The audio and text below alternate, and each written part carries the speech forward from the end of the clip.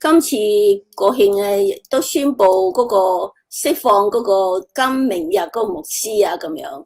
咁呢個係之前特朗普訪華嘅時候，佢哋達成嘅嗰個提出嘅。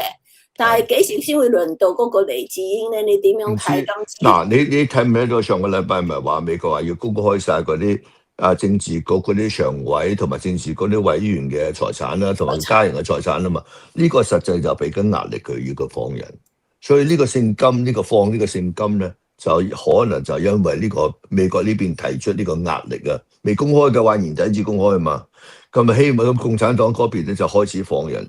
希望咧就係黎智英都係喺呢個情況之下可以釋放。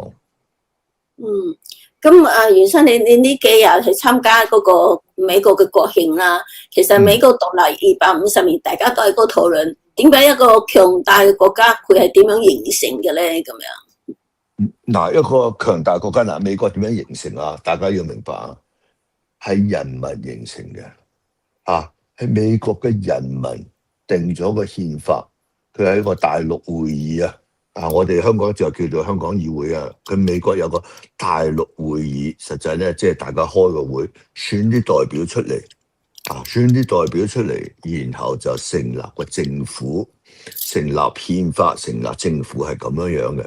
永遠記住係人民要發起。我哋而家香港嘅人民咧未醒覺，佢哋覺得等到人哋幫佢成立啦。以前有英國啊嘛，而家咪有大陸咯。佢哋唔知道自己嘅責任啊。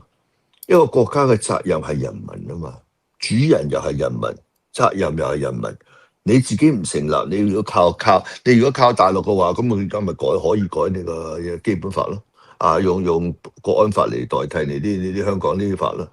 如果你自己成立嘅法，你又唔改，唔俾佢改嘅啦嘛。英國又係攞你個主權交咗俾大陸，因為大陸主權係我哋香港人噶嘛。咁你自己唔行使你嘅主權，唔投票，唔成立自己嘅議會，你點叫人幫你咧？所以香港人要有個學習過程。我今次咧就好多，我哋有差唔多有好多人嚟參加今次呢個日，等佢哋明白美國係點成立嘅，係人民成立嘅。美國係人民控制政府，唔係政府控制人民。呢個好緊要啊！中國人唔理㗎，中國人以為咧有官嗰啲咧，你就要去向佢拍佢馬屁呢樣嗰樣，唔係㗎。美國倒過嚟啊，啲官拍人民嘅馬屁啊嘛，要你投票俾佢啊嘛。你見到阿 Trump 周圍喺度嗌人哋投嘅票，台灣都好明顯啦，台灣都要嗌民主，台灣就有民主啦嘛。所以呢樣嘢咧佢哋唔明，我哋香港人而家見到啲咩立法會議會嘅議員好似當佢係咩貴族咁樣樣，根本呢班應該係公僕啊嘛。所以美國就好清楚，清楚人民控制政府。除咗嗰個人民之外，係咪佢喺個民主個國家嚟講，民主人民嘅意志都好重要啊？人民做咗主人啦，乜嘢都係人民噶啦，乜意志乜嘢都係人民，人民要點就係點。你嗰班你總統你議員嗰啲全部都係順住民意啊嘛。即係個主人係人民，咁你又明白，即係老細係人民，嗰啲官員係伙計嚟嘅，咁你又明白個關係啊嘛。咁除咗人民之外咧，仲有啲咩秘訣咧？咁樣唔需要有秘訣嘅，就係啦，個個人以為有秘訣，實際冇秘訣，就咁簡單，就係咁簡單。乜嘢人民係主人啊嘛？其他嗰啲，你如果呢樣嘢做唔到，乜都唔使講啦。民主啊嘛，民就係人民啊嘛，主就係主人啊嘛。人民如果呢兩樣嘢做唔到，其他講乜嘢都多餘。咁而家如果你係主人，你會唔會俾政府叫你唔好講嘢，你就唔講咧？梗唔會啦。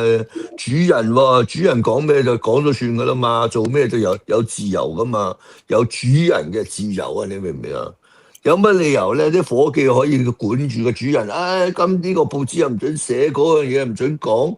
你睇睇而家香港啲細路仔又要你去唱嗰啲乜東方紅啲咁樣，又要去攞佢支旗，呢啲完全唔係主人嘅行為啊嘛。主人就係我哋人民要點樣樣，你班友跟我哋做啊嘛，咁叫做主人啊嘛。而家除咗美國強大之外，大家都睇好美國嘅經濟啦。你點樣睇咧？強大就係因為佢係主人，佢有自由。而家咧嗱，你睇大陸嗰啲人咧，佢人工咁低，點解啊？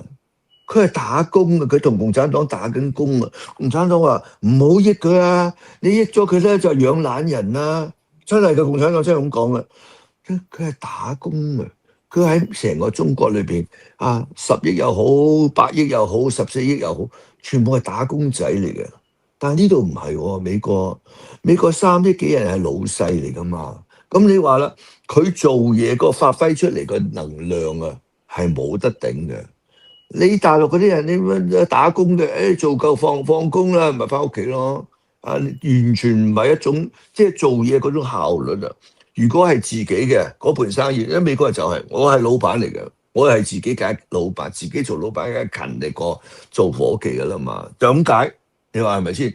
單生意個國家係自己嘅，咁你點同一個國家係共產黨嘅咧？如果你喺中國做嘢勤力，你咪益咗共產黨；你呢度咧喺美國勤力咧，益咗自己。嗱，呢啲係好基礎嘅嘢，呢啲就係經濟嘅秘訣。點解美國成功？呢個就係秘訣。佢個個都只係老闆嚟嘅，啲老闆勤力啊嘛，大佬賺咗錢係自己噶嘛。而家大佬賺咗錢係共產黨嘅。嗱，你而家賺幾多外匯喺大陸，賺幾多外匯共產黨入咗人民銀行，俾翻啲人民幣你使，嗰啲假錢嚟咁啊，唔係真錢嚟咁啊。呢個睇啲專家分析咧，佢就話美國未來經濟會好咧。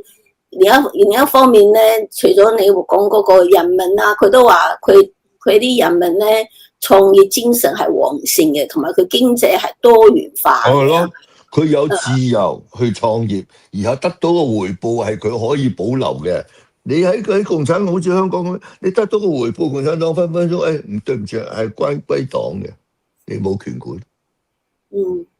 呢個就係秘訣，唔好聽我啲專家講啊！專家講到好複雜啊，你又要去讀大學至明白佢講咩嘢，唔好搞咁多嘢。我同你講啲好簡單嘅理由，自己做老細同埋做伙計，你話區別幾大啊？跟住咧，美國因為好啊，啲錢啊，啲資本啊，一聲入嚟美國啊！你睇下大陸啊，資本一聲離開大陸，美國資本走，日本資本走，台灣資本走，香港資本走，連大陸人本身嘅資本咧就走緊資啊嘛。呢個就大呢啲就經濟嗰啲經濟學家唔知點解唔識講喎。關鍵啲資金走咗啊嘛，連啲人民啊都唔借錢啊，驚啊，同埋唔肯投資又唔肯買嘢，所以大陸咪搞得咁慘咯。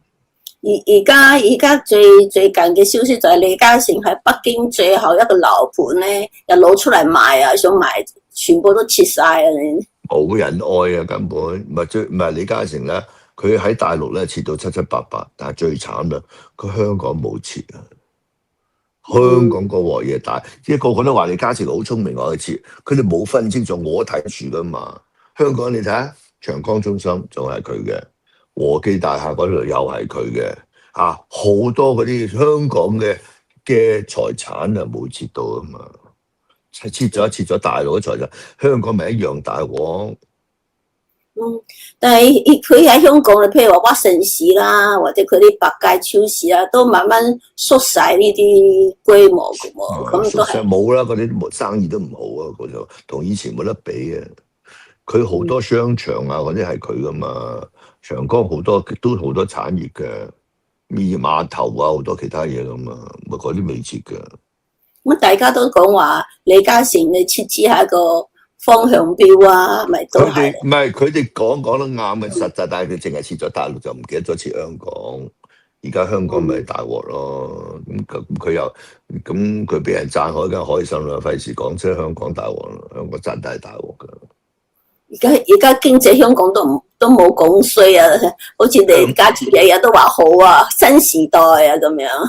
香港死梗啊！香港真係經濟一塌糊塗。係啊，而家香港都係好慘啊！我哋訪問好多好明顯啦，我哋唔使揾經濟學家，你睇睇台灣就係好，香港就係唔好，就咁簡單。你唔使揾經濟學家講埋啲無謂有嘅抽象啲經濟學家，講啲嘢就好一睇就知㗎啦嘛，淨係睇下個股票指數就明晒㗎啦。咁而家咧，李嘉誠咧喺嗰個巴拿馬運河嗰邊咧，佢已經蝕晒啦。但係而家北京就嗰度歸咗零啊，嗰度血本無歸啊，本錢都冇蝕埋啊，最慘。但係而家大陸要扣押人哋巴拿馬籍嘅嗰啲輪船啊，咁樣用呢個方法。巴拿馬梗係揾美國做主㗎啦，咁啊美國咪制裁整翻你轉頭嚇。即係巴拿馬個大佬係美國啊嘛，成件事係美國喺後邊啊嘛，話唔可以俾李嘉誠管，我哋美國人要管翻。咁李嘉誠咪以為嗱聲賣啦，你賣嘅早啲唔得，唔好拖啊嘛，拖下俾共產黨又制止，佢又自己又停下，卒之咪俾人充公咗啦，俾巴拿馬政府喺法院通過充公咗。咁人哋充公咗份，你有錢賺㗎嘛？佢賣俾第二個就大把值好多錢㗎啦嘛。李嘉誠一個仙都收唔到。